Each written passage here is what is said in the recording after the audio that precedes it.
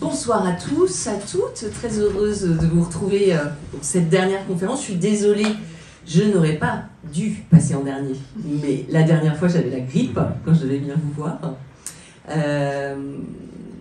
Donc je suis très heureuse de vous retrouver pour parler de ce sujet effectivement qui a donné lieu à une publication en septembre 2024. Même si ce soir, moi je ne vais pas vous redéployer le contenu de la revue, j'ai pris les choses un peu différemment. Mais c'est tout à fait complémentaire et lié, tout de même. Donc on parle des collaborations entre art contemporain et artisanat. Et pour rentrer dans le vif du sujet, vous avez dû, si vous pratiquez la visite d'expo d'art contemporain, bien vous rendre compte que certaines techniques très anciennes, telles la céramique, le travail du bois, le textile, le cuir, le verre, revenaient en force dans l'art contemporain. Depuis environ un peu plus de 2 décennies. Et moi, j'ai commencé à m'interroger sur cette tendance à partir des écoles d'art, du modèle des écoles d'art en région des Pays de la Loire, des écoles que je fréquente quand même depuis 3 décennies. Et à l'aube des années 2000, moi, quand je commençais à être très, très proche de certaines écoles, la tendance générale en France, c'était quand même de condamner les ateliers qui étaient dédiés aux pratiques dites artisanales. Dans les années 90, on était déjà sérieusement passé des années hippies aux années qu'on appelait à l'époque yuppie, où voilà, on a fermé dans les écoles beaucoup les ateliers de céramique, on se débarrassait des fours, on bradait totalement les équipements qui étaient liés aux pratiques textiles, qui étaient ringardes, hein, qui étaient liées à des pratiques féminines méprisées. On jetait tout ça. Et puis, les enseignants qui allaient avec. Hein, donc, on a arrêté de recruter, par exemple, des enseignants en gravure, en sculpture sur bois, en pierre. Et aujourd'hui, ce mouvement s'est complètement inversé. Alors, avec le temps d'inertie, hein, dans les écoles, c'est plus récent, ça fait peut-être 10-15 ans. Que à nouveau, par exemple, pour vous citer l'école de la ville où je vis à Nantes, l'école des Beaux-Arts de Nantes, a recruté un artisan verrier. Ça ne s'était pas vu depuis voilà, des décennies, et même dans les écoles au-delà de la région. À Angers, vous avez à nouveau un diplôme d'ENSEP, option art, mention technique textile, hein, qui est reliée à la forte histoire d'Angers et de ses liens avec la pratique textile. Et puis, vous avez un programme qui s'appelle Magma au Mans, hein, à l'école des Beaux-Arts du Mans, qui a une mention art en géomatériaux et qui s'occupe de, conceptuellement ou artisanalement, de l'étude du matériau terre. Donc vous voyez un mouvement de fond dans toutes ces écoles, avec des enjeux pédagogiques qui sont aussi liés à des prises de conscience écologiques, féministes, mais aussi liés au marché de l'art et aux tendances des commissaires d'exposition ces dernières années. Voilà, vous avez peut-être vu ça à l'échelle nationale, mais je repense à une exposition qui a eu lieu en 2022 au Palais de Tokyo qui s'appelait « Réclamer la Terre ». Et qui était totalement dans cette ligne-là, voilà, avec des œuvres qui étaient très élémentaires, hein, terre, eau, feu, air, végétaux, minéraux. Et ce que ça véhiculait d'un point de vue historique, politique, revitalisé, toujours dans ce contexte quand même d'urgence écologique où on se questionne hein, sur les pratiques qui étaient plus au devant de la scène dans les années 2000. Ce que vous avez à l'écran, ça a l'air sans doute un peu mystérieux comme ça, c'est une proposition de 2 artistes designers qui s'appellent Barrault et Charbonnet, qui sont justement intervenus avec ce maître verrier qui s'appelle Simon Müller et qui enseigne désormais, qui est chef d'atelier technique à l'école des Beaux-Arts de Nantes. Et ils ont imaginé une rencontre que moi, j'aurais jamais imaginé d'un point de vue de matière. Une espèce de choc matérialiste entre la vase de Loire. Donc les Barrault et Charbonnet font beaucoup d'expérimentations sur les matériaux naturels. Ils ont commencé à récolter de la vase de Loire, parce qu'il y en a un des deux qui habite sur les bords de Loire. Et puis, c'est très très humide, hein, vous vous doutez, donc il faut décanter pendant 2 mois avant de commencer à pouvoir travailler ce matériau qui est plein de choses vivantes, végétales et animales, mais aussi d'oxydation de fer, etc. Et avec ça, ils ont décidé de faire des briques, donc avec des moules, hein, très simples. Ils ont égoutté cette vase, c'est très très primitif, hein, c'est à cru, hein, il n'y a pas de cuisson, et à partir de ces briques, à monter des structures. Et ils ont demandé à Simon Müller qu'est-ce que ça pourrait faire de couler du verre sur ces briques de vase. Voilà, ça fait à peu près ça. Donc ils ont décidé dans cette petite exposition de tester différents modes de rencontre de ces matériaux. Donc ici, vous avez le verre qui sert de mortier un peu, hein, aux briques. Alors ça faisait des rencontres visuellement très très fracassantes parce que le verre était tout translucide. Et puis évidemment au point de contact, ça brûle la vase, hein, donc ça fait des effets de calcination, de noir presque proche du fusain. C'était très beau. Et puis évidemment c'était très surprenant de voir ce qu'on pouvait faire de cette vase qui chez nous est pas du tout relié à un matériau artistique. Enfin voilà, c'est plus la boue, la décomposition, la fange, quelque chose d'un peu mortifère, quoi. Voilà, je vous montre un peu en gros plan. Ils en ont fait donc plusieurs structures et c'était assez fascinant, sublimé par le verre.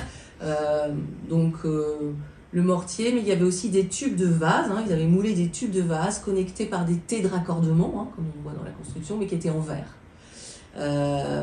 Et puis ils avaient même plongé, ils avaient construit une espèce de petite montagne en vase encore fraîche, hein, égouttée mais encore fraîche, et ils avaient plongé le verre en fusion directement, à 1400 degrés, directement dans cette matière, et ça faisait comme une espèce de... Donc ça s'était figé, ça avait brûlé, presque de méduse, enfin, il y avait un effet un peu comme ça. Donc voilà, cet exemple pour vous parler de qu'est-ce que ça peut produire. Des rencontres entre des artisans, des artistes, et comment chacun sort de sa zone de confort, et comment chacun se lance dans des expérimentations complètement improbables, inédites. Donc voilà, c'est un peu de ça, et de ces différents modes de collaboration que je veux vous parler ce soir. Quelques éléments historiques quand même après cette introduction qui fondent cette séparation, qui ne vous a pas échappé, entre art et artisanat. Voilà, je remonte au XVe siècle, hein, où la peinture est encore considérée comme un simple travail manuel. Pas une activité très noble en fait, hein, pas très honorée, et son caractère intellectuel n'est affirmé que donc au milieu du XVe siècle. Vous avez peut-être entendu parler de Léon Battista Alberti dans son ouvrage De Pictura qui sort en 1435 et qui souligne que la création d'un tableau implique l'usage des mathématiques, la perspective, la géométrie, le travail des ombres, et c'est à ce moment-là qu'il formule cette phrase célèbre « Ut pictura poesis », la peinture c'est comme la poésie, et que c'est à partir de ce moment-là que l'art va être considéré intellectuellement différemment. Et puis bon, plus tard, vous connaissez aussi la formule de Léonard de Vinci, qui désigne la peinture comme cosa mentale, hein, où pour lui c'est au sommet de l'activité scientifique. Et Dieu sait qu'il s'y connaissait en sciences. Donc voilà, ça ne pouvait pas se limiter à une imitation de la nature, mais ça trouvait son origine pour lui dans un acte mental, qui est la compréhension du réel, la traduction. Même si, évidemment, cet acte mental s'accompagne d'un acte manuel, une exécution.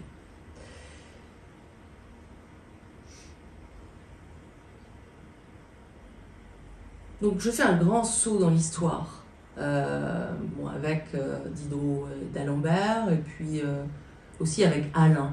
Donc c'est des gens qui ont essayé ensuite de penser la scission entre art et artisanat, qui a été grandissante, et de voir les points de jonction aussi, de ne pas penser ces deux secteurs que par leurs frontières, mais aussi par les circulations, les choses qui les unissent. Donc Alain, qui est le plus souvent cité dans le système des beaux-arts qui publie en 1920,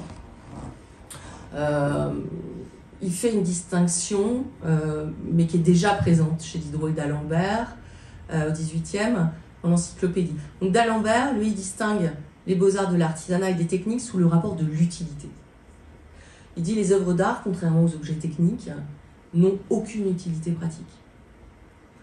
Et ensuite, Alain, il va reprendre un peu cette distinction entre l'art et l'artisanat, non pas selon seulement le critère de l'utilité, mais selon la correspondance entre l'objet et sa cause formelle. Alors qu'est-ce qu'il veut dire? Il dit, quand l'objet se conforme à l'idée qui lui préexiste, il relève de l'artisanat. Et quand le créateur ne sait pas exactement ce qu'il va faire de son objet, il s'agit d'un objet d'art. Alors, citation, « Toutes les fois que l'idée précède et règle l'exécution, c'est industrie. Et encore est-il vrai que l'œuvre souvent, même dans l'industrie, redresse l'idée, en ce sens que l'artisan trouve mieux qu'il n'avait pensé dès qu'il essaie. En cela, il est artiste, mais par éclair. » Donc voilà, on comprend qu'un menuisier, par exemple, quand il construit un meuble, il décide au préalable de ce qu'il va concevoir. Une chaise, 4 pieds, une assise, un dossier. Et donc ça s'accompagne de mesures précises, ça s'accompagne d'une cause formelle. Mais évidemment qu'au cours de la réalisation, un artisan il peut complètement dévier et changer d'idée. Sauf que dans les pages d'Alain, cette modification, ce changement, c'est exceptionnel. Donc il nous dit, l'artisan est aussi artiste, mais de temps en temps, pas tout le temps. Mais alors, qu'est-ce qui définit l'art, hein, si on ne les oppose pas de manière très rigide? Et voilà ce que nous dit Alain. Pensons maintenant au travail du peintre de portrait. Il est clair qu'il ne peut avoir le projet de toutes les couleurs qu'il emploiera à l'œuvre qu'il commence. L'idée lui vient à mesure qu'il fait. Il serait même rigoureux de dire que l'idée lui vient ensuite, comme au spectateur. Et qu'il est spectateur aussi de son œuvre en train de naître. Et c'est là le propre de l'artiste. Il faut que le génie ait la grâce de la nature et s'étonne lui-même.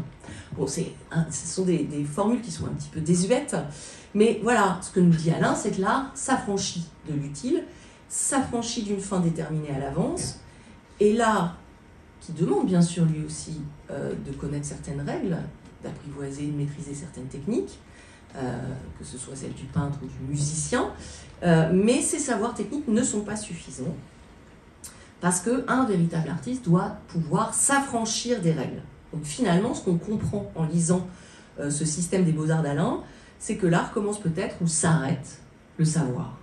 Alors, ce qui est une grande question.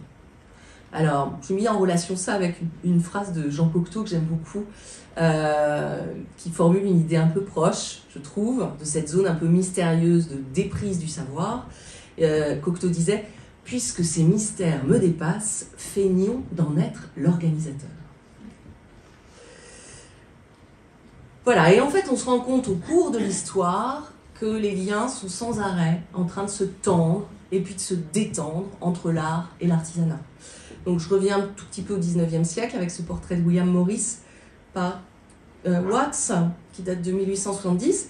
Donc Morris, c'était quelqu'un qui était à la fois peintre, poète, tisserand, traducteur, décorateur, romancier, éditeur, très, très engagé politiquement, imprimeur, mais il a aussi fondé, vous le savez peut-être, le mouvement Arts and Crafts.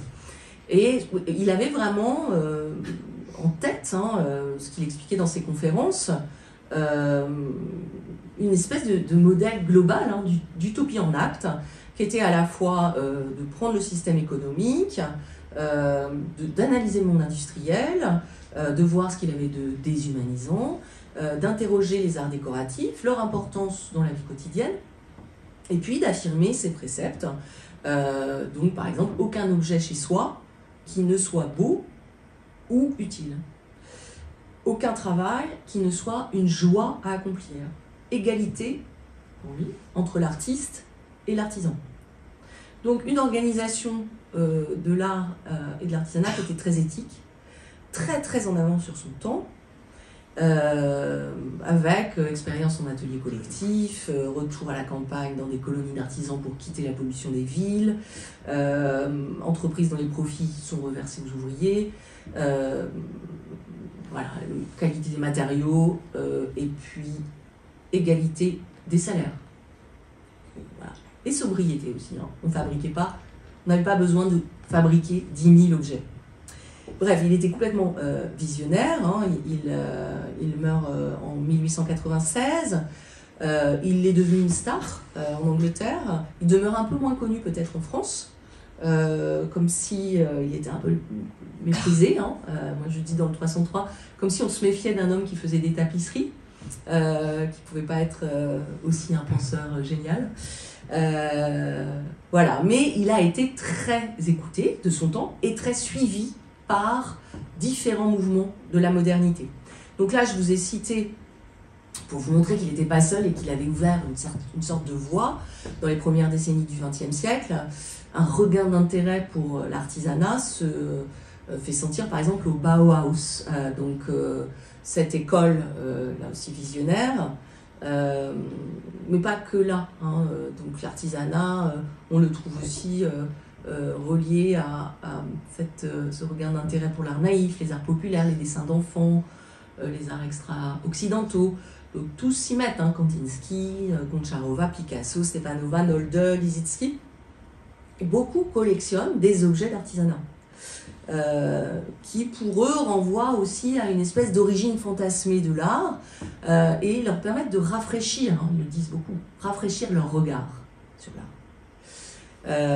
Et puis de certains qui sont collectionneurs, ils deviennent aussi apprentis, donc ils se reconnectent avec des artisans, par exemple vous avez peut-être entendu parler du Blaureiter, hein, donc fait partie d'un temps Kandinsky, qui va complètement se réengager dans la gravure sur bois, mais aussi la taille directe, mais aussi le tissage, la céramique. Donc le Bauhaus, ça vous permet de comprendre les mécanismes assez complexes, hein, quand même, qu'opèrent dans le champ de l'art vis-à-vis du genre et de l'artisanat. Donc quand cette école expérimentale ouvre, Gropius déclare « L'artiste n'est qu'un artisan inspiré ». Donc il y a quand même du mépris, mais il y a quand même une considération. Dans les faits, dans cette école, les cours se distinguent encore entre l'artisanat qu'on appelle Handwerk, les arts déco qu'on appelle Kunstgewerbe, les beaux-arts qu'on appelle Freie Kunst. Et en 1920, alors que l'école se revendique complètement accessible, sans distinction de genre, hein, ce qui était le seul exemple quasi, eh bien, Gropius crée quand même un département réservé aux femmes, qui est l'atelier textile. Donc là, je vous ai mis des images très très belles de ces femmes qui vont être cantonnées contre leur gré à cet atelier textile. Parce que il y en a plein qui voulaient faire de l'architecture, de la sculpture, enfin tout ce que les hommes avaient le droit de faire. Et parmi elles, Annie Albers, mais il y en a beaucoup d'autres, hein, qui vont, sous contrainte, être obligés de faire contre mauvaise fortune bon cœur, donc s'inspirer de plein de tissus artisanaux anciens, les revisiter, apprendre aussi, sur le tas, et avec elle il y a plein de femmes, hein, dans ces mêmes années. J'ai noté Sonia Delaunay, Eileen Gray, Sophie Teuber-Harp, qui elles aussi vont revisiter ces pratiques artisanales. Et puis après, au fil du siècle, en Europe, mais pas seulement, hein, aux États-Unis, par exemple, Annie Albers, elle part aux États-Unis, il y a des moments quand même de très forte idéalisation du travail artisanal en tant que mouvement de protestation. Je vous parlais d'engagement politique, hein, très lié à l'artisanat, un mouvement de protestation contre la société de consommation, contre le système capitaliste, qui marque le champ de l'art, et notamment à la période hippie, hein, dont je vous parlais tout à l'heure, avec tout ce qui est éco-guerrière, donc des femmes qui prônent les ateliers coopératifs, avec en filigrane une sorte d'idée intéressante pour les historiens d'art, qui est de fuir le geste, l'individualité artistique. Hein, parce que quand on est dans l'artisanat, on retrouve le collectif. Et c'est vrai que la problématique de l'autorisme, du génie solitaire, elle irrigue tout le XXe siècle. Et que peut-être ces périodes fortement artisanales ont permis la prise de conscience d'une forme de conditionnement de la pensée critique et artistique depuis le XIXe siècle. Donc on a des étiquettes, enfin moi ce que j'ai appris, comment j'ai appris l'histoire de l'art, de manière très cloisonnée, avec des références aux ruptures, aux actes de naissance modernes, et des étiquettes comme ça, avec toujours un leader masculin, artiste. Et peut-être que ces moments où l'artisanat reprend de la force permettent de comprendre que la tradition, c'est pas incompatible avec le changement. Pas plus que la modernité n'est incompatible avec une certaine continuité. Preuve en est, tous les artistes que je vous ai cités qui vont rechercher dans l'artisanat et dans des formes d'art ancien du nouveau. Bon voilà, et que pour fuir aussi cette malédiction du leader masculin permanent, peut-être que ces femmes sont allées chercher dans les ateliers collectifs artisanaux des techniques un peu qu'on appelle de désubjectivation dans l'art de travail collectif, où cette figure très individuelle et forte disparaît un peu. Voilà, encore un grand saut. On a donc ces années 60-70 très DIY, donc, où l'artisanat est très très mis en avant. Et après succèdent les années 80-90, où vous reconnaissez par exemple Jeff Koons, empreinte d'une esthétique ces 2 décennies très marquée par l'industrie. Il y a beaucoup de photographies et de vidéos dans l'art contemporain à ce moment-là, qui flirtent avec les codes de la publicité, même si c'est pas seulement ça évidemment. Et le néolibéralisme de ces années-là, il se reflète dans aussi les profils d'artistes, comme Jeff Koons, Murakami et d'autres.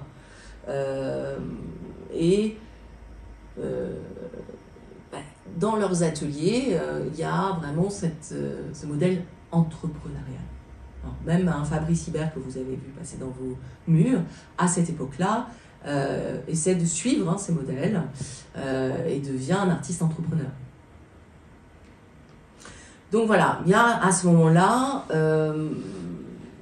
peut-être 20 ans, c'est cool, où les formes artisanales dans les expos, c'était vraiment ultra ringard, à nouveau.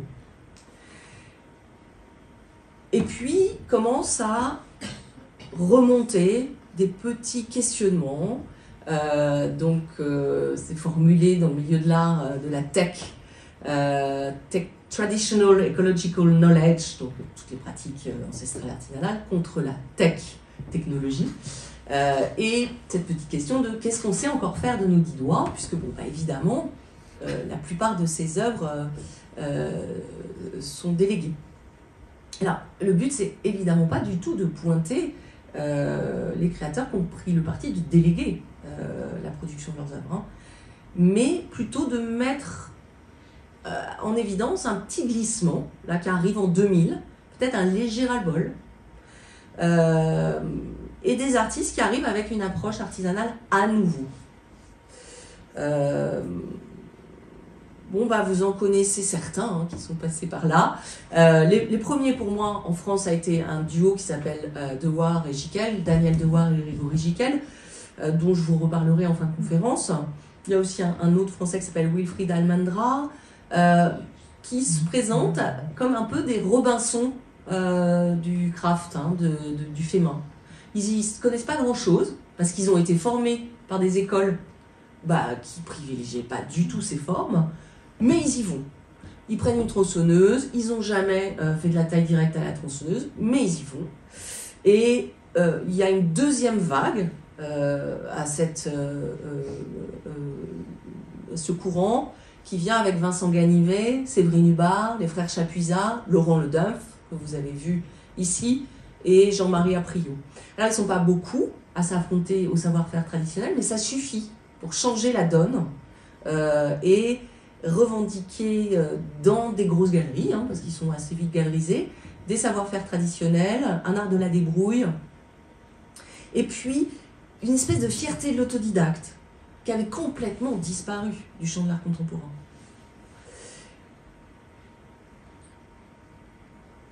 Voilà. C'était très rapide, hein, ce parcours de plusieurs siècles, mais c'était pour vous donner une petite idée de cette relation qui est toujours, comme je disais, en train de se tendre, se distendre, d'être proche et puis de s'éloigner entre l'artisanat et l'art contemporain. Bon, alors si on revient à d'Alembert, il y a cette idée que les objets artisanaux sont des moyens en vue d'une fin qui leur est extérieure. Donc il y a une finalité externe pour l'artisanat, il y a une finalité qui serait interne pour l'art, une finalité qui n'est autre qu'elle-même. Et donc, dans la partie qui suit, je voudrais vous montrer que cette question de l'usage, elle peut quand même vraiment s'interroger, hein, faire vaciller l'usage. Et je vais le faire moins théoriquement, parce que là, je vous ai quand même un peu inondé de propos théoriques, mais plus par l'exemple. Donc, je commence avec l'atelier Polyèdre, qui est un duo de céramistes nantais, et qui ont toujours défendu de faire des objets qui ont un usage. Ils travaillent notamment beaucoup les vases, beaucoup le design de table, hein, les couverts, enfin, voilà, ce qui sert, les pichets, etc. Mais toujours avec une envie de pousser à la lisière, notamment de la fonctionnalité, de l'usage de l'objet, et d'être toujours entre sculpture et objet de design. Donc, à chaque fois, il y a beaucoup de réflexions conceptuelles, beaucoup de références qui sont que des références artistiques dans leur travail. Donc ici, c'est un vase qui s'appelle Interstice Sol, qui s'inspire des vases japonais qui sont utilisés pour l'art de l'ikebana, donc qui sont des vases très plats et lestés. Et ils ont aussi voulu s'inspirer des failles où poussent, vous savez, ces petites fleurs urbaines qui n'ont presque pas de substrat et qui, à l'intérieur d'une toute petite craquelure de béton ou de bitume, arrivent à sortir et puis à pousser sur les trottoirs ou au bas des murs des maisons. Donc voilà, c'était un petit peu les deux inspirations. Je vous montre toute une série d'objets qu'ils ont fait, avec toujours des réflexions aussi de friction sur un objet d'artisanat. Le but, c'est quand même si c'est des petites séries, de le répliquer. Hein, on recommence le même geste. Il se trouve que là, ils jouent avec ça parce que leur grand cratère, hein, donc c'est une série autour des cratères, on ne s'imagine pas que ça peut être moulé. Alors, ça, c'est un moulage. Donc au départ, il y a un geste très libre sur une motte de terre, de terracotta, et puis ensuite on moule, et puis on travaille en friction l'intérieur du vase avec de l'émail bleu de Sèvres, et puis donc quelque chose qui est très lisse et géométrique. Alors, un autre vase cratère de cette série-là. Donc voilà, on a ces usages qui ne sont pas tout à fait détectables parfois au premier regard. Hein. Par exemple, si je vous demandais qu'est-ce que c'est que ça? Alors en plus, sur mon écran, vous n'avez pas l'échelle. Il se trouve que c'est un objet qui fait à peu près cette hauteur. C'est un pichet. Et donc, dans la petite partie qui est à droite, vous avez un petit trou, peut-être vous discernez. C'est par là qu'on verse l'eau. C'est du grès chamoté, c'est très texturé, c'est un peu rêche. C'est très beau quand on le voit, on a vraiment l'impression d'une sculpture abstraite presque des années 70. Voilà, donc là il y a toute ça s'appelle Volcapelli, donc triangle, rectangle et trapèze, toute une série de ces pichets qui sont vendus comme ça. Hein. Donc évidemment, il faut réapprendre l'usage de ces objets, comment on les prend, comment on verse, à quelle distance du verre, etc. Et c'est ça qui les intéresse. Un pli, deux vases, un pli et expli. Donc là, l'inspiration, c'est étrangement, on ne peut pas deviner, la vannerie japonaise, et donc les systèmes de pièces de bambou insérées pour fixer un tressage. Et puis leur deuxième influence, c'est les céramiques grecques. Hein. Ils aiment beaucoup tout ce qui est période corinthienne, proto-corinthienne. Le principe est simple, hein, regardez, vous avez une feuille qui est pliée, une épaisse feuille de terre, de terracotta, et puis un cylindre, et puis au-dessus, ce que vous voyez, la grosse l'anneau, c'est emprunté aux aribales grecques, hein, qui étaient ces vases que les Grecs utilisaient pour conserver les huiles parfumées, et qui, l'huile s'arrêtait hein, sur cette collerette et parfumait la pièce. C'était un peu leur diffuseur de l'époque. Voilà, là encore, c'est un travail en très petite série pour diptyque, les parfums diptyques. Et donc ils ont retrouvé la forme de l'aribale, puisque la Grèce était très importante pour cette maison de parfums. Voilà. Vous voyez bien que là, on est quand même embêté pour certains de ces objets pour dire est-ce qu'on est dans l'art? Et d'ailleurs, ces deux céramistes ont souvent été invités par des lieux d'art contemporain à faire des expositions. Donc la frontière, elle est quand même très ténue. Et pourtant, il y a usage, si on veut. Un autre exemple, celui de Grégoire Scalabre. Alors lui qui vient totalement... Parce que là, les polyèdres, ils viennent d'une école d'art, par exemple. Scalabre, il vient, lui, vraiment de Dieulefit, village de Potiers. Il a vraiment appris à tourner la terre traditionnellement. Donc artisanat très classique. Et puis, il s'est mis à faire des miniatures de petits vases, de petites amphores, et puis à les assembler. Et depuis donc, la fin des années 2010, là, il est très convoité et collectionné pour des pièces dont on est en peine de décrire, hein, là vous la voyez à distance. Donc elle est faite de 9000 vases, petits vases, tournés donc, autour, et puis agglomérés. Hein, on a vraiment cette sensation de...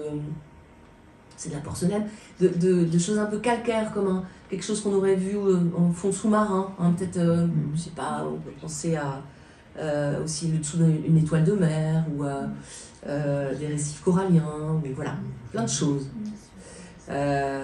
Et donc, c'est disposé au mur, donc évidemment, il n'y a plus du tout de fonction pour ces petits vases par milliers. Et... Voilà, on est quand même en peine de dire où est-ce qu'on est exactement là. Est-ce que c'est grave de ne pas savoir?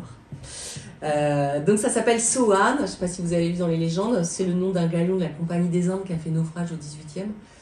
Et la porcelaine à l'époque était donc très prisée. Et donc il rappelle un peu l'histoire de la porcelaine à travers cette anecdote. En liant cette histoire au fond marin. Donc voilà, aujourd'hui, par exemple, ça c'était acheté par le Musée des Arts Décoratifs, mais ça pourrait complètement figurer à côté d'œuvres abstraites. Voilà.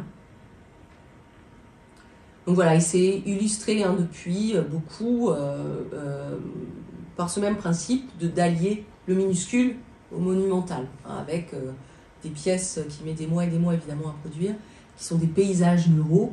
J'en ai mis un autre qui date de 2010, non, de 2000, attendez, je me trompe, non, de 2020, et où il y a 9000 petits vases, 22, ça s'appelle Métamorphose de Tétis, et ça ce sont des amphores. Voilà, donc réflexion pour beaucoup de ces artisans qui au départ, et c'est ce que je vais montrer aussi dans la suite de la conférence, d'où qu'on vienne, parfois c'est un peu compliqué parce que c'est tellement cloisonné, ça a tellement été cloisonné, c'est un peu compliqué d'aller dans le domaine de l'art contemporain, parfois pour des artisans qui viennent d'un apprentissage autour. Et c'est un complexe, souvent. Mais l'inverse peut être vrai. Et des artistes contemporains qui ne savent pas faire peuvent avoir aussi la peur d'aller voir des artisans qui, eux, ont le savoir-faire.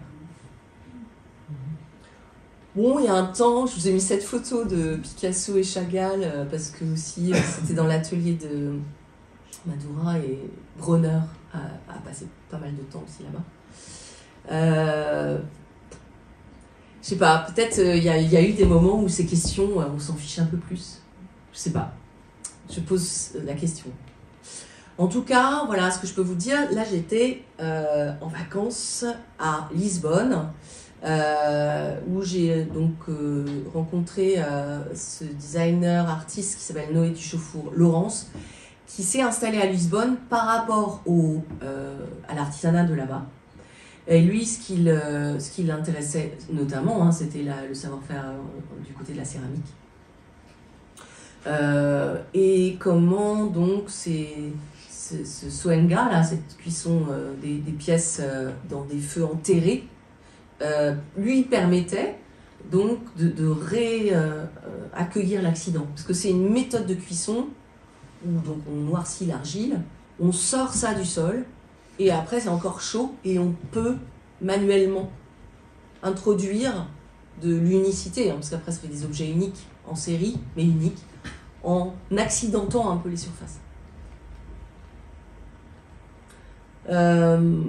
Voilà, c'est étonnant comme quand vous voyez des visuels de ce designer français qui a une 50aine d'années, vous ne savez pas trop si vous êtes dans une expo d'art contemporain ou d'artisanat, même si lui il a travaillé aussi avec l'industrie, donc il a fait beaucoup de meubles avec Rocher-Beaubois, plein de grands distributeurs, diffuseurs de design. Mais voilà, ce qui l'intéresse, c'est de rencontrer des artisans, de collaborer avec eux, donc sur la céramique. Il a fait pas mal aussi avec cette collection, la Baronero, de luminaires qui s'inspirent des formes, notamment géologiques, qui sont au centre, dans la Serra do Caramulo du Portugal. Et puis, il a travaillé aussi beaucoup avec les céramistes qui font des azuleros. Et donc là, moi, j'ai pas pu visiter parce que sa galerie était fermée, mais j'ai aperçu par la fenêtre ces grands paravents qui sont complètement incroyables, de texture. Il est breton, Noé Duchauffour-Laurence. Il a grandi dans le Finistère. Et donc, il essaie de retrouver la mer de Lisbonne, de la fusionner avec sa mère bretonne. Donc voilà, des panoramas marins où lui, comme beaucoup d'artistes, il n'avait pas appris ça à l'école. Il l'a appris avec les artisans, et les artisans ont déplacé aussi leur technique pour faire un paysage et non pas une répétition de carreaux. Ma partie suivante, pour continuer d'explorer ces collaborations, je l'ai appelée « Renouveler l'iconographie », avec une réflexion simple qui revient souvent dans ces collaborations, c'est comment les artistes collaborent avec les artisans aussi pour renouveler leur iconographie. Par le leur, j'entends l'iconographie des artistes, mais aussi l'iconographie des artisans. Donc je ne veux pas, par contre, du tout suggérer que c'est univoque, ça ne va pas dans un seul sens, où ce serait toujours les artistes qui viendraient en grand seigneur dire « Oh là là, les gars, vous comprenez, là, vous refaites toujours la même chose. » C'est pas ça que je veux dire du tout. Ça a été noté, ça, dans l'histoire de l'art, beaucoup. Des gens comme Hubert Damisch, Didier Huberman, ils ont beaucoup critiqué le fait que dans l'histoire de l'art, dans l'iconographie, quand on analyse l'iconographie, on a un aspect, donc quand on regarde une œuvre signifiant, on va trouver les références, documenter les sources littéraires, textuelles, etc. Et puis de l'autre côté, on a une dimension formelle qui est souvent un peu méprisée. On est un peu plus indifférent à la production de sens par la forme. Donc voilà, il n'y a pas de scission tranchée. Comme moi, je ne pense pas à la séparation entre corps et âme, par exemple. Mais tout fonctionne ensemble, tout produit du sens ensemble. On n'a pas les intello artistes d'une part, comme je vous disais, et puis les exécutants qui ronronnent de l'autre. C'est pas ça. Mais c'est vrai qu'il y a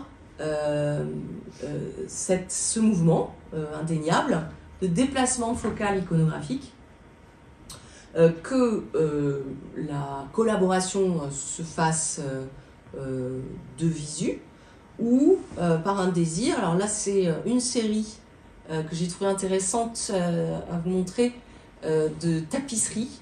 Donc c'est la Cité internationale de la tapisserie Aubusson, je ne sais pas si vous êtes allé là-bas déjà, qui a lancé un cycle de 3 grandes commandes de tentures, hein, pour renouveler les tentures narratives.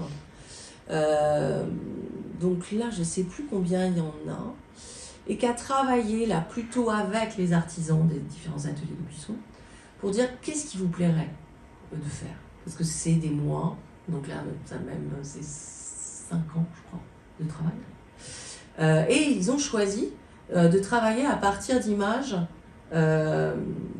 réalisées pour le studio Ghibli et la princesse Mononoke. Donc ce sont des très grands formats. Celui-ci et la tombée de tapisserie a été faite en 2022 et les dernières viennent juste d'être faites.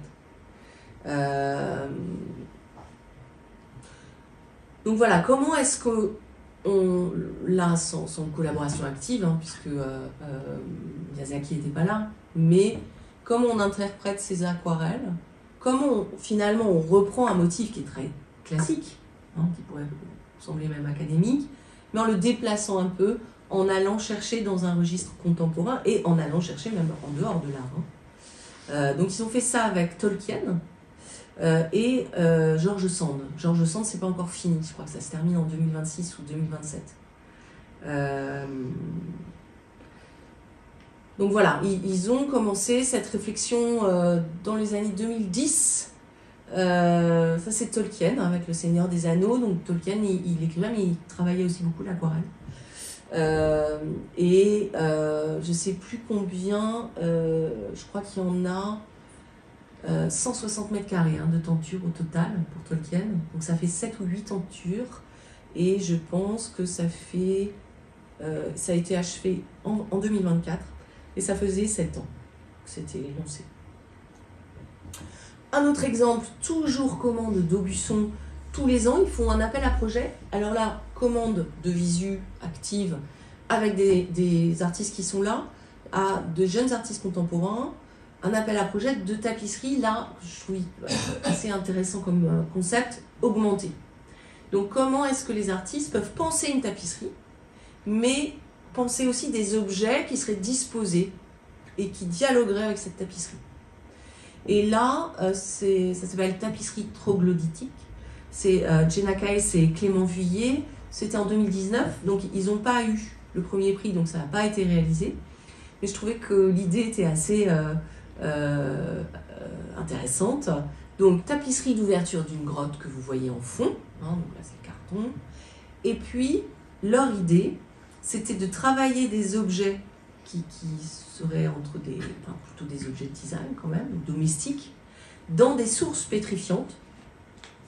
Ils avaient repéré le gouffre de Proumessac. Donc voilà, on plonge les objets dans la source et puis il faut plusieurs années quand même, il faut retourner les objets et puis se pétrifier. Voilà. On ne saura pas à quoi ça ressemble vraiment puisque ça n'a pas été réalisé. Je vous montre d'autres création 2016, celle-là a été réalisée, elle est vraiment très intéressante. Donc Marie Sirgue, elle travaille beaucoup avec des trompe-l'œil, des détournements d'objets du quotidien, sur le côté non noble et noble des objets, ce qui est banal, ce qui est pauvre, mais ce qui peut basculer, comme ici par exemple, dans le monochrome abstrait.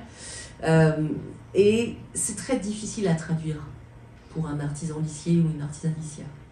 Parce qu'on ne fait pas du photoréalisme quand on fait de la tapisserie. Donc imaginez les tractations, les gammes de couleurs, est-ce que ça a pu faire naître chez ces artisans comme chez l'artiste, hein, pour traduire l'image. Et souvent, ça marche très très bien parce que quand même l'œil est dupé, hein, quand on arrive devant. C'est des grandes réalisations, hein, c'est des tapisseries, tapis qui font plusieurs mètres. on a l'impression quand même d'un trompe-l'œil. Et puis plus on se rapproche, et puis plus on voit les pixels. Hein. Il n'y a pas de pixels évidemment, mais on a cette sensation presque d'une toile post-impressionniste ou d'une photographie pixelisée. Donc voilà, c'est un défi pour les deux côtés. Et c'est ça qui est intéressant. Toujours la Cité internationale avec Sébastien Gouchu, qui n'a pas été réalisé non plus, qui a repris, vous savez, dans la tapisserie d'Aubusson, dans les décors, il y a ce qu'on appelle les verdures traditionnelles. Et donc voilà, lui, assez humoristiquement, il vous a fait un mesclin. Et il a travaillé quand même beaucoup, hein, il est allé assez loin avec les artisans pour restreindre son carton à 20 couleurs. Hein, parce que d'un point de vue réalisation et point de vue financier aussi, plus il y a de couleurs, plus c'est cher et lourd, pour voilà, jouer sur l'écriture technique de son image à lui et que ce soit réalisable par les artisans. Et puis cet exemple qui est magnifique, que moi j'ai pu voir exposé, d'un artiste qui s'appelle Mathieu Mercier, qui est un artiste très conceptuel, mais qui travaille lui aussi avec les objets du quotidien, pour aussi changer le regard sur leur réalité, sur le fait qu'ils puissent rentrer dans le champ de l'art, qui est un artiste très post-Duchampien. Et là, il a travaillé sur les matériaux constituant un tapis, c'est un tapis, tapisserie tapis. Et comment, là encore, cette corde pouvait apparaître en trompe-l'œil, presque, sur un support complètement plat, comme on pouvait projeter du relief. Et là aussi, ça a été un travail de traduction chromatique incroyable. Donc à 10 mètres de distance, voilà, on y croit. Et puis là encore, on a une représentation, quand on a le nez collé dessus, qui est complètement géométrique. Voilà, le voilà Mathieu pour ce tapis qui s'appelle La Corde, qui date déjà de 2011. Et on ne s'imagine pas qu'il y a toutes ces couleurs, par exemple, hein, dans cette composition. Alors, je quitte les collaborations de la Cité internationale de la tapisserie d'Aubusson, hein, qui est un musée aussi, que je vous invite à aller visiter, pour une autre grande institution qui est Hermès, qui est en France un des exemples incroyables de collaboration, avec une petite histoire avec Thierry Hermès en 1837, hein, qui commence à fabriquer des harnais dans un tout petit atelier. Et puis, il comprend qu'il faut être léger. C'est ça le génie. Donc il va faire ses harnais, il va les travailler dans l'épure. Et il va monter sa clientèle comme ça parce que c'était simple, mais c'était une prouesse technique que ce soit solide et que ce soit aussi fin et élégant. Et puis voilà, il va être montré 30 ans plus tard à l'exposition universelle d'art et d'industrie Paris. La famille va prendre le relais, son fils puis son petit-fils. Et puis ils vont augmenter les articles. Donc Émile Hermès, le petit-fils, il va partir au Canada et il va être fasciné par un système de fermeture des voitures à capote. Et il va le faire breveter en France, et ça aussi c'est un trait de génie. Là-bas, ça s'appelait le ferme-tout américain. Et en France, ça s'appellera la fermeture éclair. Donc voilà, ça a été lent, mais ils ont conçu des habits pour le golf, ils ont ouvert leur production progressivement. Émile Hermès, il collectionnait aussi. Donc dès le départ, au quasi du travail artisanal de cette famille, il y a eu un intérêt très fort pour l'art. Avec une vaste collection d'œuvres, mais aussi d'objets de curiosité, de livres, etc., qui l'a beaucoup inspiré. Et là, vous avez le premier carré de soie, en 1937, le jeu des omnibus et dames blanches, premier modèle d'une très longue série. Et je voulais souligner aussi le côté très vite de comprendre le spectacle, hein, de sortir les objets de l'atelier, de les mettre en vitrine, et de collaborer. Donc là c'est beaucoup plus tard évidemment, on est à partir des années 60.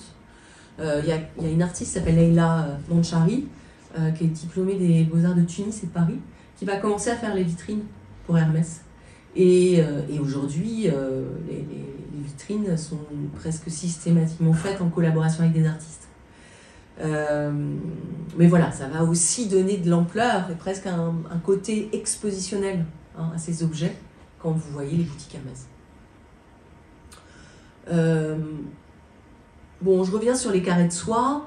Hermès devient éditeur assez rapidement et fait appel à des artistes contemporains. Ici, c'est Julio Leparc. Donc, c'est depuis 2008 qu'ils ont commencé à faire appel à des artistes contemporains de renommée internationale.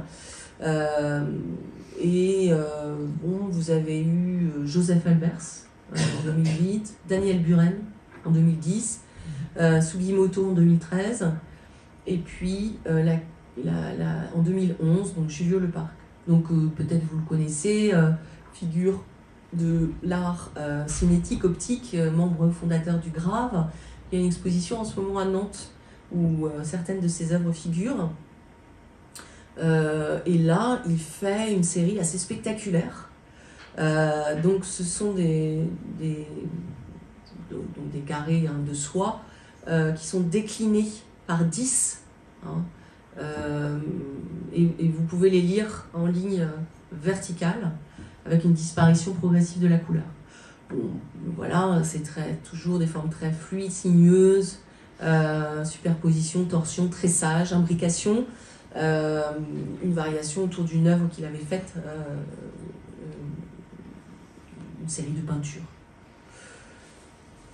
Et puis, voilà, à partir de ces carrés de soie, ils ont aussi conçu, pour ces différents artistes, des expositions. Donc là, vraiment, on a une circulation totale. Mais là encore, comme pour la Cité internationale de la tapisserie, des artistes qui sont obligés de se désaxer complètement. Parce que ce n'est pas du tout pareil de travailler sur le tuile de soie que de travailler sur une toile. Et comment on fait pour retrouver exactement les couleurs et comment on retravaille les cartons avec les artisans. Voilà, c'est très complexe. Et généralement, les deux parties en ressortent ravies.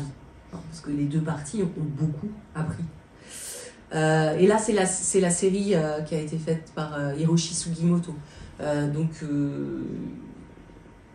Lui, là, pendant une dizaine d'années, il a photographié au Polaroid les dégradés de coucher lever de soleil.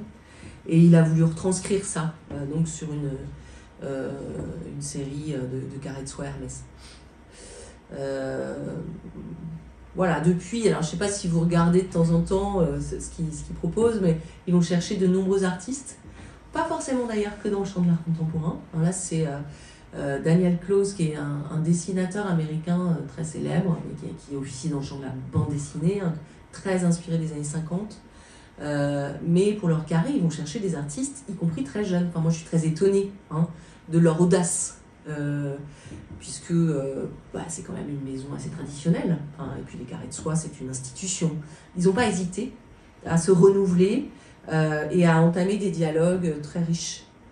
Ici, avec Nathalie Dupasquier, qui faisait partie du groupe Memphis, et qui a travaillé toute une série de carrés Hermès, mais aussi de tapis dans la collection Maison Hermès.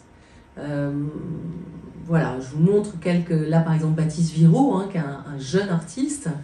Pour moi, c'était un petit choc de voir qu'Hermès l'avait invité pour travailler donc, un grand, en plus, carré qui retrace, façon un petit peu comics, là encore, bande dessinée, ce qui se passe dans les ateliers Hermès. Donc l'agitation extrême, la fièvre de cette usine. Voilà, alors je quitte Hermès, qui est un grand exemple français, pour des gens qui font un peu pareil, mais de manière beaucoup plus modeste, financièrement aussi. Là, ça se passe à côté de la Loire, au Pont de C, avec un phénomène de collaboration assez similaire. Un collectif qui s'appelle les Barges de Loire, qui est un collectif ils sont 8 ébénistes très traditionnels, mais qui se sont interrogés depuis une dizaine d'années, un peu plus même, sur... ils avaient tous une sensibilité un peu écologique, sur les choix des bois utilisés, sur l'éco-conception, sur les principes d'assemblage, qu'est-ce qu'on utilise comme colle, comment est-ce qu'on pourrait penser à des colles qui ont fait leurs preuves depuis la nuit des temps, qui sont des colles animales ou des colles végétales, comment on pourrait arrêter le papier bulle pour transporter nos meubles et tout refaire dans des transports avec du feutre, etc. etc. Et c'est un peu dans ce même sillage qu'ils ont commencé à inviter des gens de l'art contemporain, artistes et designers, dont cet exemple-là avec un artiste qui s'appelle Sylvain Descazaux. Ça commence toujours par une promenade autour de leurs ateliers de fabrication, donc au bord de Loire. Et là, ils ont trouvé l'envie commune de travailler sur la barge de Loire, qui donne aussi leur nom au collectif. Donc, forme très plate, pour arriver à naviguer dans des endroits où il y a très peu de tirants d'eau. Et donc, il y a toute une série de dessins des deux côtés, du côté des ébénistes, du côté de l'artiste, avec l'envie aussi d'intégrer la flore de ces paysages, puis donc le passage à la maquette que vous voyez sur la table, le choix des bois, et puis après un apprentissage mutuel. Donc voilà, comment est-ce qu'on utilise de la colle à base de peau d'animaux, à base d'os, comment on la fabrique même. Bon, ça, les artistes peut-être, parfois ils savent presque mieux faire, parce qu'ils ont appris en école parfois, que les artisans. Mais il y avait énormément de contraintes techniques que l'artiste ne savait pas du tout mener à terme. Et là, ce sont vraiment le métier, le savoir-faire des ébénistes qui a été nécessaire. Donc ils ont utilisé du frêne local et ils ont travaillé sur un motif que vous voyez là, qui est la fritillaire pintade. Je ne sais pas si vous connaissez, c'est une fleur protégée, il n'y en a plus beaucoup, elle est en danger, elle pousse exclusivement, pas que en Pays de la Loire, mais sur les bords de Loire. Et puis elle s'appelle comme ça parce qu'elle a un motif en damier qui est assez spectaculaire et qui reprend aussi le plumage de la pintade. C'est pour ça. Donc voilà, ils ont intégré ce motif. Et au départ, par exemple, quand j'ai parlé à l'artiste, lui, il n'était pas tout à fait d'accord, parce qu'il trouvait que c'était un tout petit peu kitsch. Et puis finalement, ils ont trouvé un mode de compromis, en stylisant cette forme florale, qui leur allait aux deux parties. Donc voilà, ça a donné cette construction d'une table qui reprend le dessous de la barque. Et puis des modes d'assemblage qu'on a à l'intérieur aussi du bateau, de l'embarcation. Un meuble qui est coulissant, qui rappelle aussi les formes de la barque en sous-partie, et puis donc qui reprend le motif de la fritillaire. Et puis toute une série d'assises, voilà, avec toujours le motif du dessous de l'embarcation. Voilà, donc évidemment, tout seul, les ébénistes, ils n'auraient pas fait ça. Tout seul, Sylvain Descazaux, il n'aurait pas fait ça.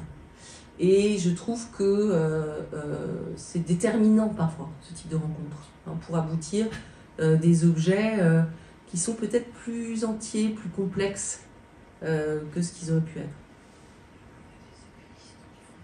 Une partie assez rapide, un autre mode collaboratif pour les artistes et les artisans, c'est la question de la ressource. Les artistes, ils vont parfois voir les artisans en disant « Moi, j'aurais besoin de tel matériau. Vous, c'est votre matériau de prédilection. Est-ce qu'on ne peut pas faire un deal ?» Au départ, on se dit il n'y a pas beaucoup d'échanges là-dedans. Enfin, il ne se passe pas grand-chose. C'est très pragmatique.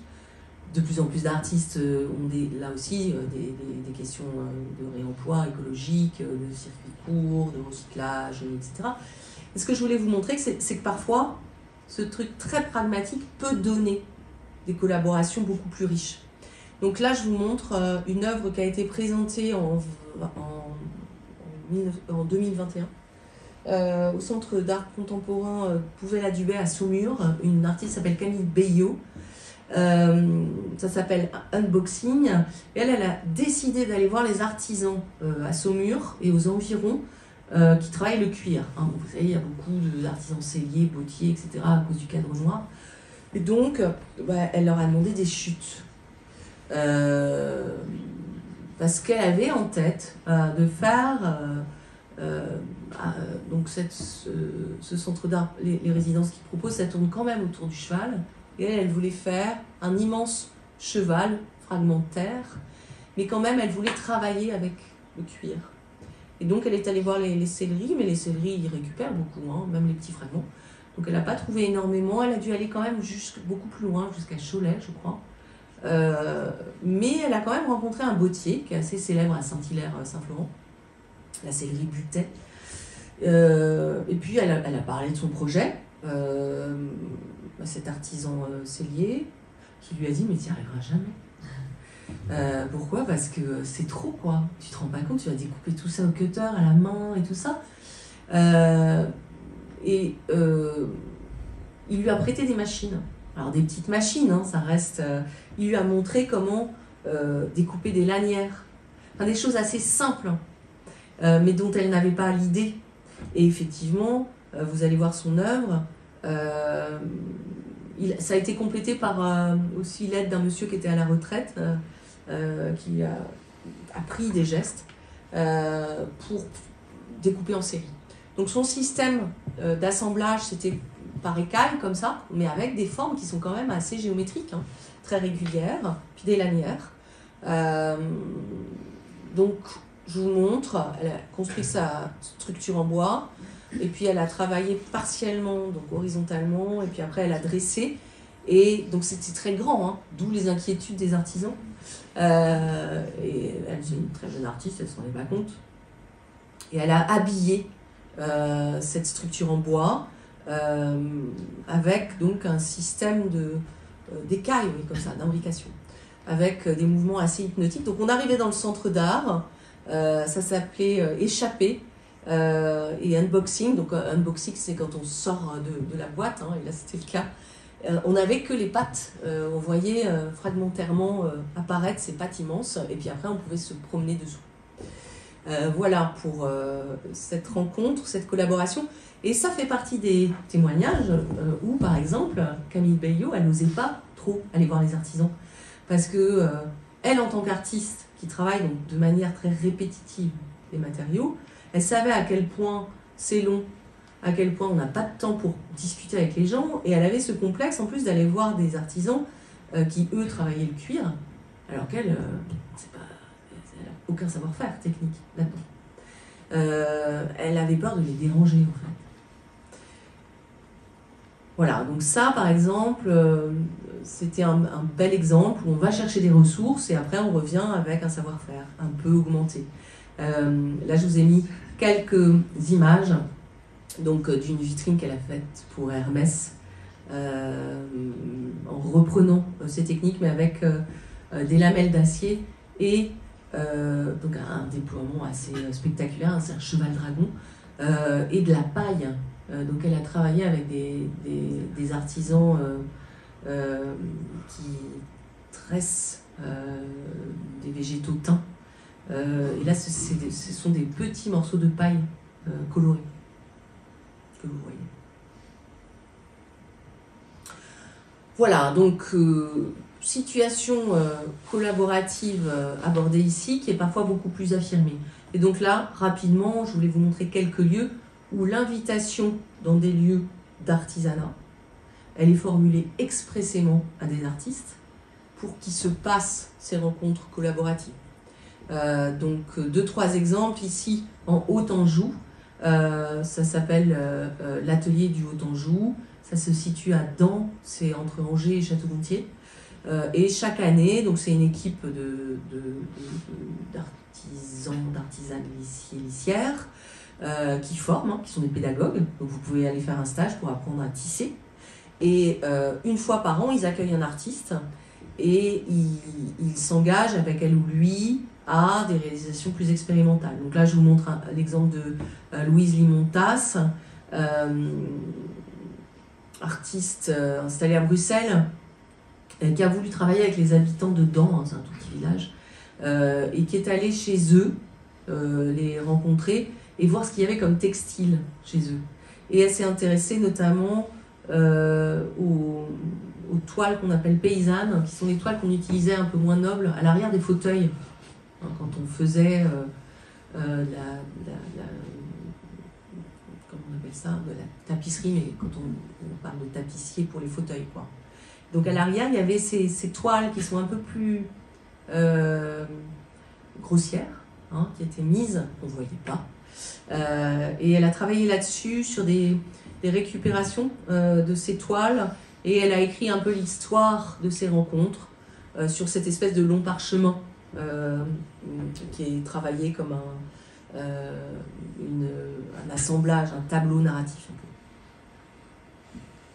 Voilà quelques exemples, hein, d'expérimentation avec de la dentelle, et puis cette envie de la part de ces artisanes et artisans de se renouveler, de renouveler à la fois l'iconographie et la technique. Et ça passe beaucoup avec les discussions avec les artistes, qui arrivent parfois en disant je vais faire de la dentelle, mais la dentelle c'est ça.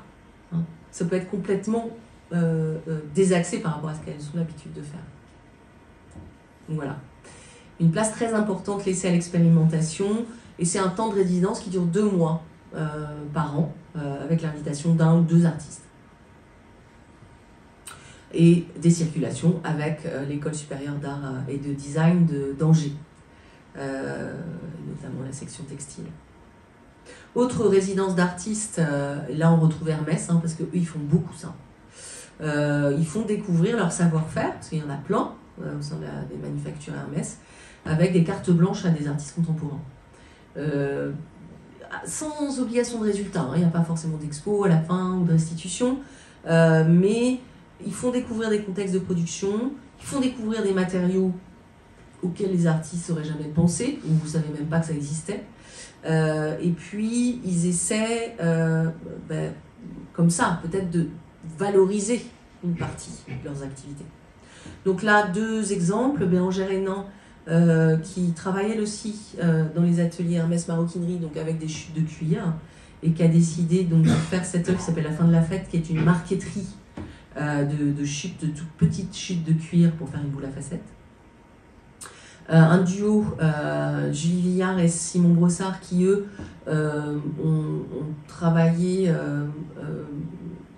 dans un atelier d'orfèvrerie à Puyforca, à Pantin, de France. Et ce sont des artistes qui sont à la fois influencés par l'esthétique Art Nouveau et qui mêlent ça avec quelque chose qui fait beaucoup plus penser à la science-fiction. Donc voilà, ça a donné tout un travail avec les artisans, parce que là c'est métal, c'est très long, il faut prendre connaissance des machines, c'est dangereux, etc. etc.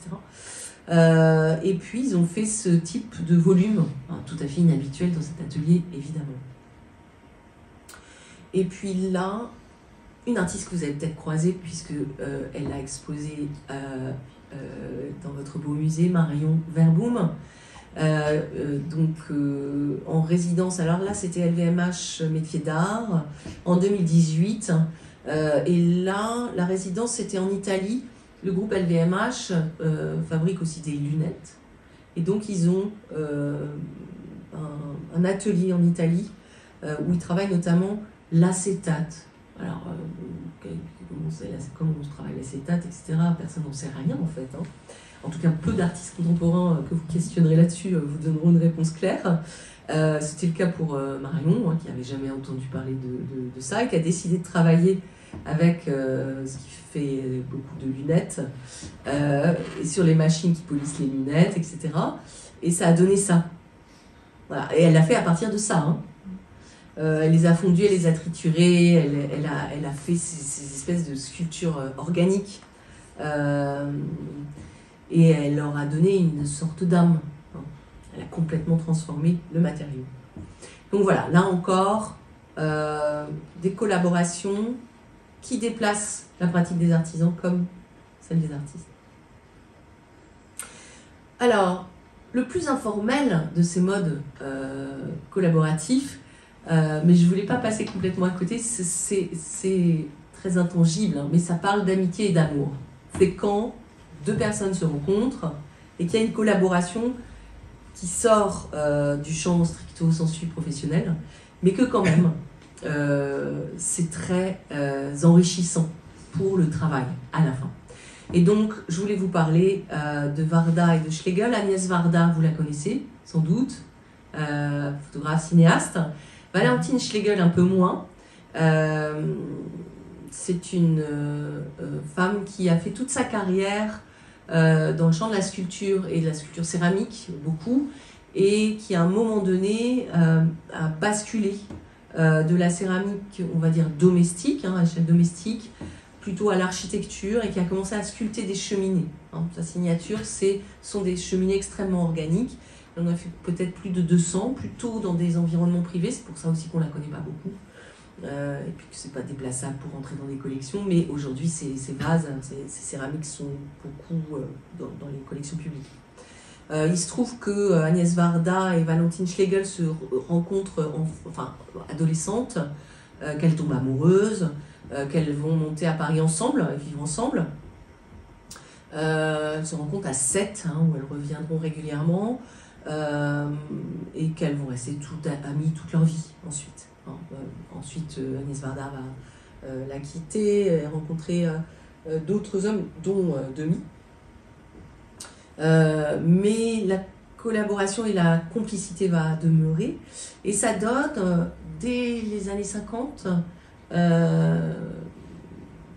des photos qui sont incroyables, où à la fois Varda, pour moi, affûte un œil de photographe et d'artiste, hein, puisque vous savez qu'elle a, surtout à la fin de sa vie, mais travaillé des installations qui sortaient du champ du cinéma, complètement, et où Valentine Schlegel a une documentation sur son œuvre qui n'est pas du tout une documentation standard. Hein, parce qu'un photographe spécialisé en art contemporain, compris de l'époque, n'aurait pas pris ces photos, pas de cette manière-là. Voilà. On a ici des photos documentaires qui sont des photos œuvres.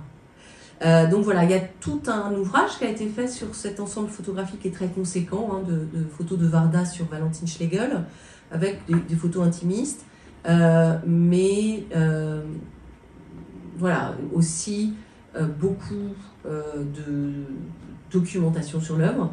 Donc Schlegel, elle était un peu oubliée, mais pourtant, du milieu de l'art, elle a même pas été oubliée. Elle a travaillé avec Jean Vilar, donc elle a travaillé aussi beaucoup les décors de théâtre, et puis elle a travaillé beaucoup pour des commandes privées, dans le champ plutôt du design, hein, du coup, et de l'artisanat. Donc elle n'a pas été visible dans le champ de l'art contemporain. Elle l'est devenue que très récemment. Je vous fais défiler assez rapidement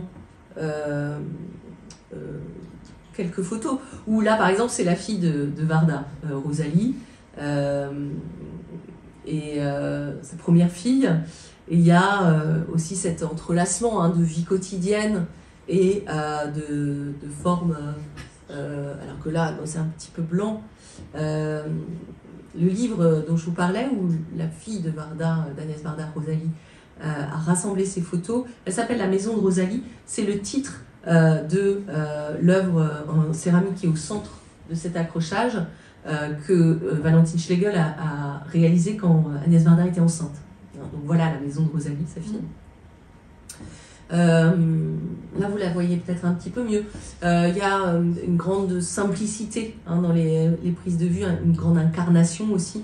Et on voit quand même très bien les enjeux de l'œuvre, hein, très anthropomorphe, très végétal, très organique, directement inspiré par alors des gens comme Jean Art, comme Henry Moore, et par la nature elle-même.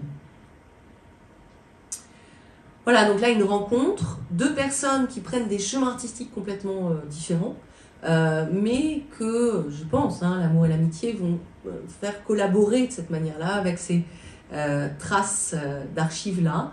Et c'est ce qui va, par ricochet, et c'est une belle histoire, faire redécouvrir le travail de Schlegel à une artiste qui est jeune, je pense qu'elle a entre 30 et 40 ans, Hélène Bertin, et qui, il y a une dizaine d'années, elle a fait les Beaux-Arts de Lyon, elle travaillait elle aussi, les formes de cheminées sculptées, cette jeune artiste.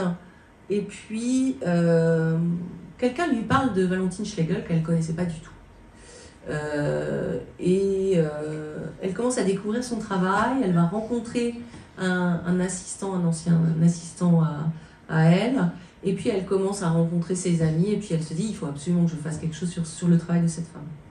Et ça va donner, il y a à peine une dizaine d'années, 2 expositions, une à Paris au CAC Bretigny, une autre à Sète, autour du travail de Valentine Schlegel, et un magnifique catalogue.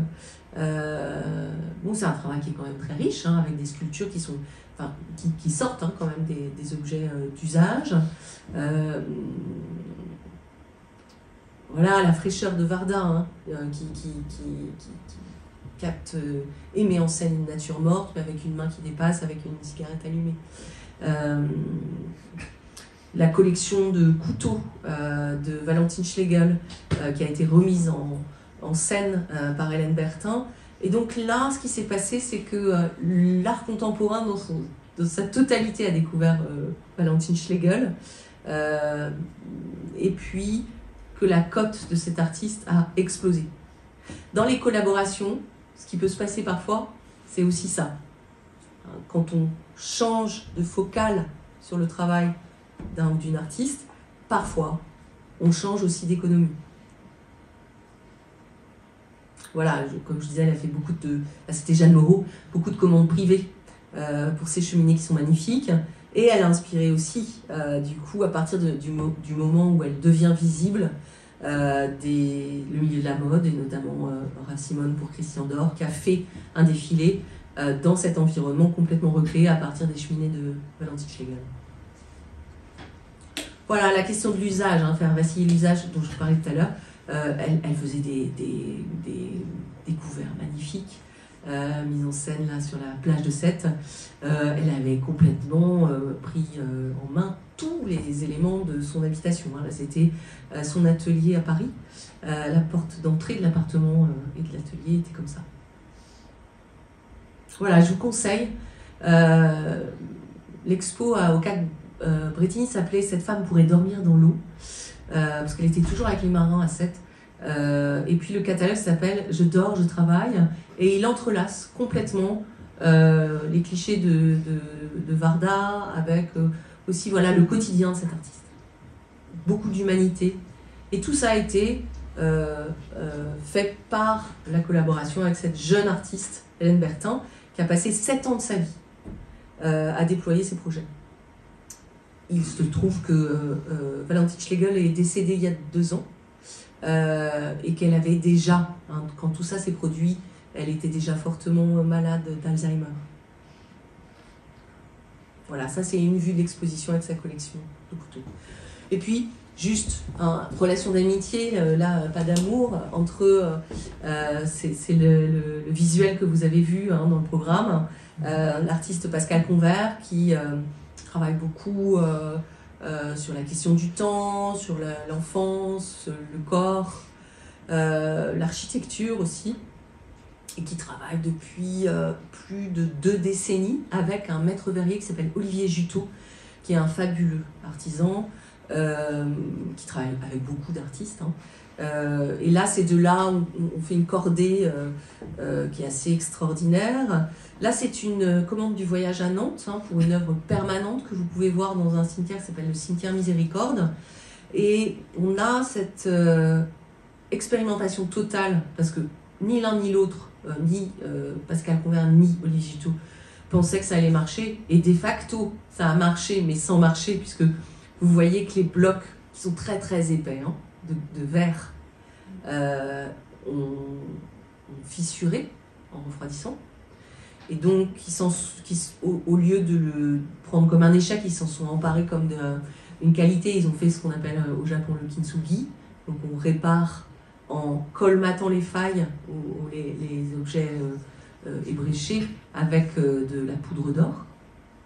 Et on a, pour moi c'est magnifique, cette épaisseur de verre qui a encapsulé des espèces dans la cuisson de brume.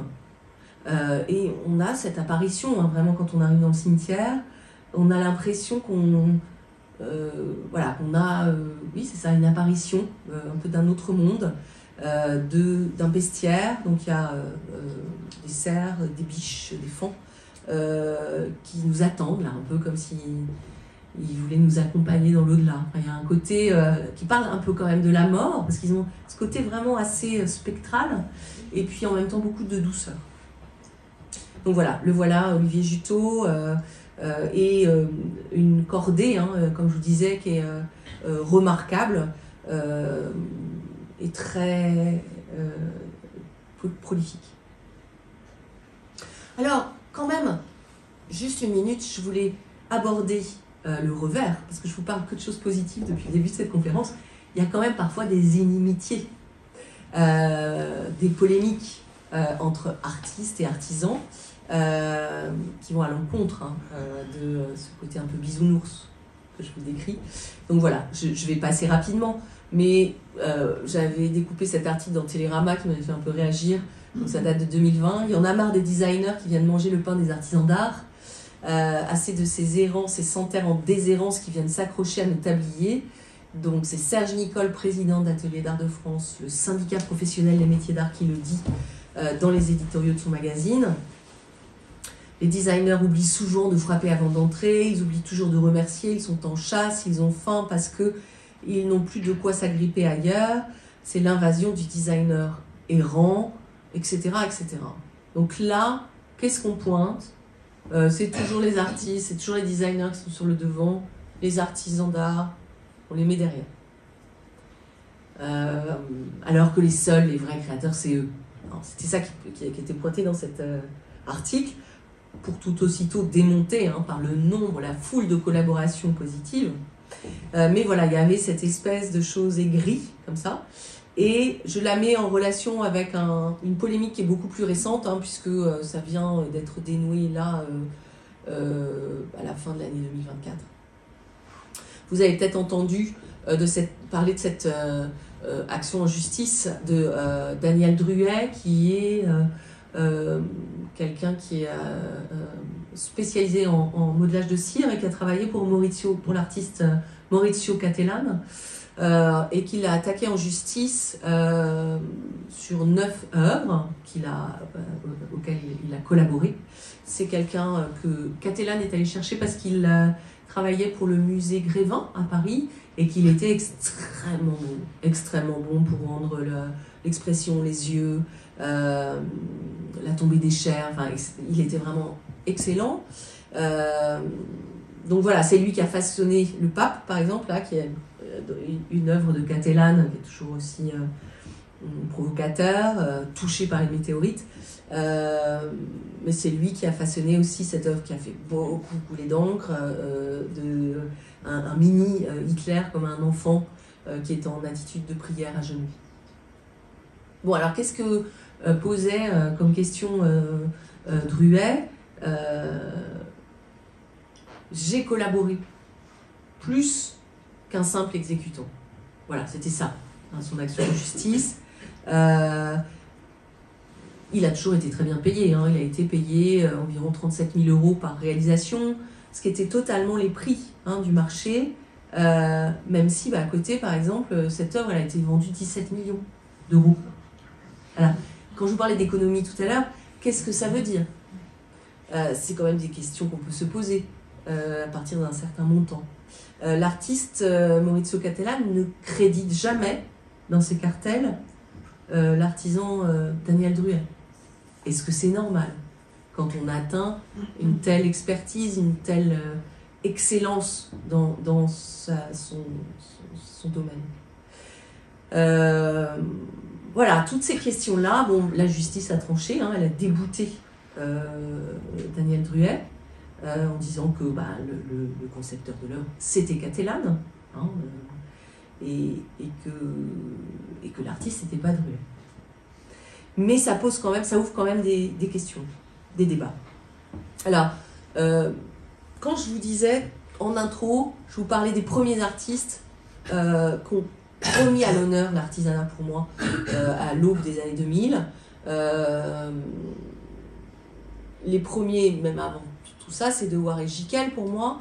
avec cette grande exposition qui a eu lieu au Centre Pompidou. Mais ils l'ont fait, donc ils ont attaqué l'artisanat conceptuellement, mais ils l'ont fait comme je disais Robinson Crusoe, un peu qui conceptualise son île en disant je vais faire moi tout seul. Et c'est ce que ces deux artistes ont fait. Donc sur la gauche, vous avez un immense drapé de soie, c'est de la peinture sur soie. Ils n'avaient jamais fait ça, mais ils y sont allés. Sur la droite, c'est un tapis en lirette, ils n'avaient jamais fait ça, mais ils y sont allés. Mais ils ont fait tout seuls. Et donc, il n'y a pas ce problème de collaboration avec un artisan là. Le premier plan, c'est une sculpture sur bois à la tronçonneuse, où ils n'en avaient jamais fait, ils l'ont fait tout seuls. A contrario, vous voyez bien qu'il y a beaucoup d'artistes dont le principe de délégation de la réalisation, ça a toujours été au cœur de leur travail. Donc là, c'est une œuvre assez connue qui est à Beaubourg, des néons de François Morellet. François Morellet, il a toujours délégué.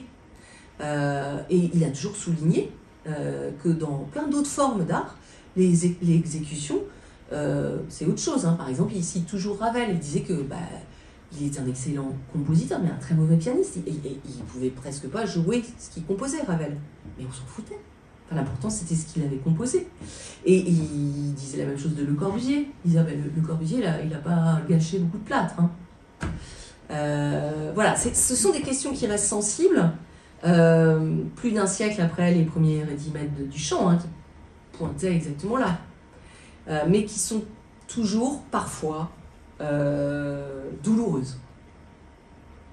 Mais je voulais finir avec un exemple de collaboration très particulier, artiste-artisan, avec une artiste que vous connaissez qui s'appelle Makiko Furishi. Très beau catalogue, qui là a collaboré avec la fonderie de cloches qui s'appelle Cornillawa à Var, qui est une fonderie incroyable que vous pouvez visiter, c'est à Villedieu-les-Poils. Pas loin du Mont-Saint-Michel, tout ça. Et donc, il y a un directeur d'atelier qui s'appelle Paul Bergamo, qui reçoit depuis 6 ans, hein, dans le cadre de la programmation artistique culturelle de l'abbaye royale de Fontevraud, une fois par an un artiste, pour faire une cloche, l'idée étant de reconstituer le patrimoine de cloches de Fontevraud qui a été fondu, qui a disparu. Donc 6 années, cet atelier Campaner a reçu des artistes qui ne connaissaient absolument rien à cet artisanat. Et il y a eu un dialogue, alors parfois surréaliste, hein, parce que c'est très technique de travailler sur une cloche. Donc là, vous voyez les mains de Makiko. Par exemple, donc ça se fait en très bas relief, et il ne faut pas dépasser entre 3 et 4 mm pour ne pas modifier avec le motif le son de la cloche. La plupart de ces artistes n'ont jamais sculpté en bas-relief. Makiko ne l'a jamais fait, par exemple. Donc voilà, comment l'artiste rentre dans des contraintes qui sont très fortes et comment ça peut stimuler sa créativité, et comment l'artisan dit, au départ, Paul Bergamo, il dit « Non mais moi je pensais que ce serait jamais possible de faire ça, quand on proposait ça. » Et puis comment finalement ça a été possible. Et donc là, vous voyez bien, à nouveau, ce type de collaboration qu'on pourrait appeler win-win.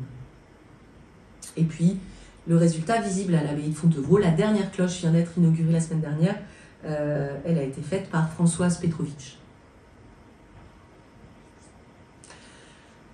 Voilà, donc dans le numéro de 303, on aborde ces questions-là, je les aborde notamment un peu dans un texte liminaire, mais il y a beaucoup d'autres chapitres que je n'ai pas abordés ce soir, par faute de temps, hein, là j'ai déjà un petit peu dépassé, notamment les collaborations entre artistes contemporains et artisans culinaires, hein, dans tout ce qui est art comestible ou art culinaire, il y a énormément de collaborations.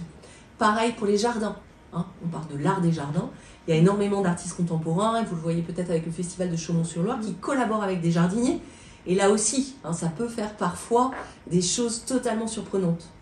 Voilà, on aborde les matériaux un peu dans le sommaire, hein, on a fait des entrées matériaux, hein, le bois, le verre, la céramique.